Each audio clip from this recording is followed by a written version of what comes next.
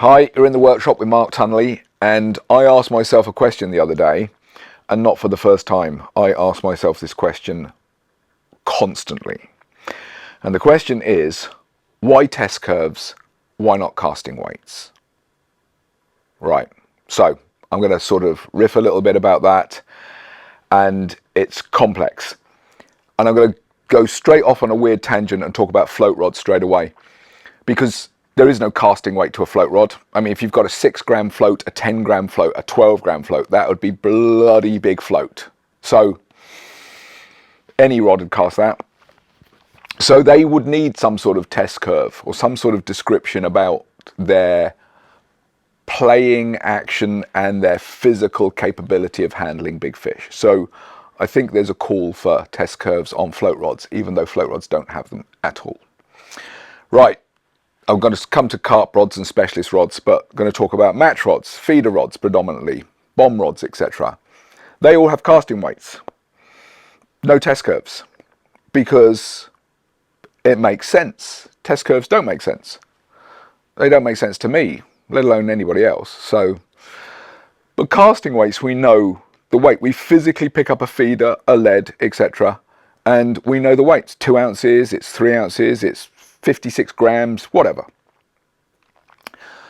The issue we have with the feeder rod world, in the match world, is they usually, from my experience, terrible descriptions of casting weights. You get certain rods that say they'll cast 120 grams.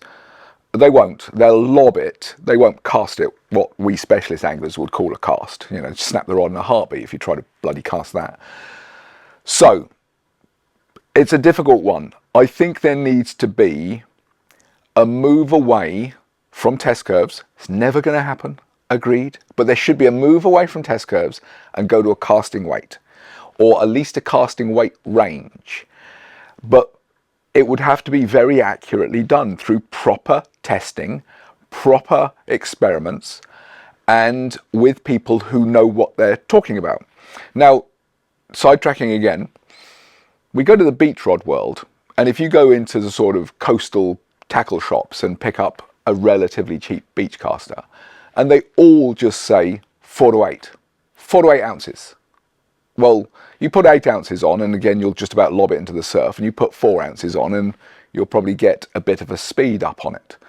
So the inaccuracy of these things is just a minefield, which I'm sure you're aware of in any case.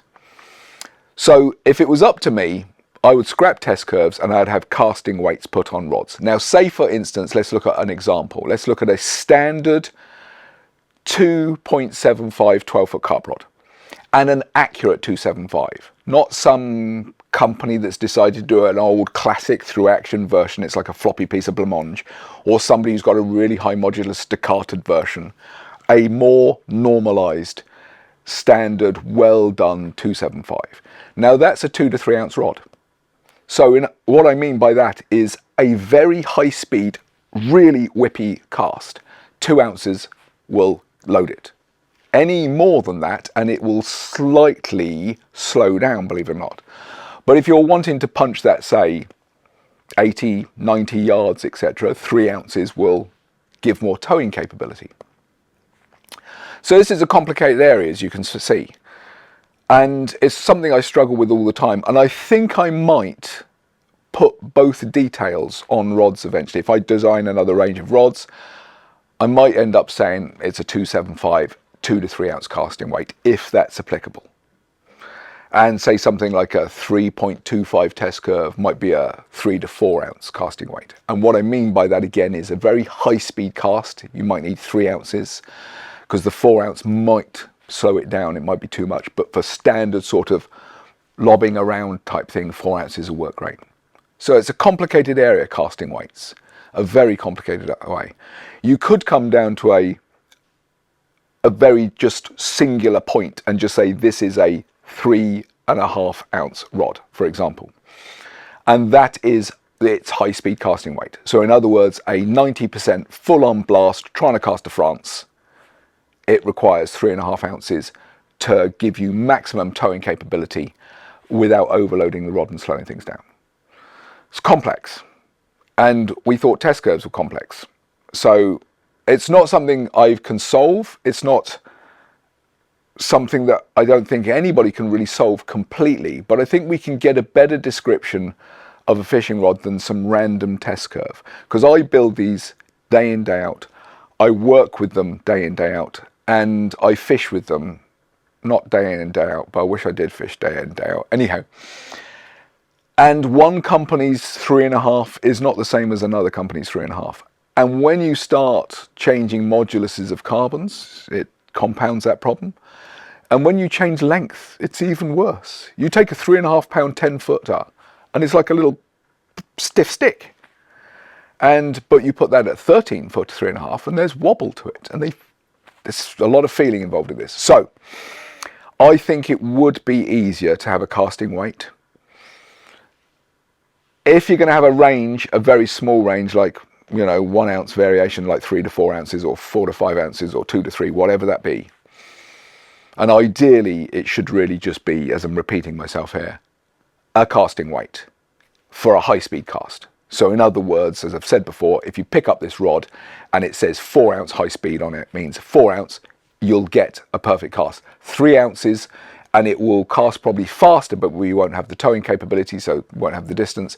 And 5 ounces would probably slow it down because most of the energy's now overly compressing the blank. So, complex. Right, well, I'm going to drink my coffee and think about this even more. But yeah, let me know in the comments if you think we should shift away from test curves and go to a casting weight across the board. Barbel rods, tench rods, everything. Oh, I haven't finished quite yet, actually. Tench rods, obviously lakes, we can be casting close range or at distance. Barbel rods is mainly a lob. Now you take, for instance, a big river like the Trent, and you cast, hold on. Nice. 8 ounces of feeder out there. A 275 will do it. It won't really cast it, but it will lob it out.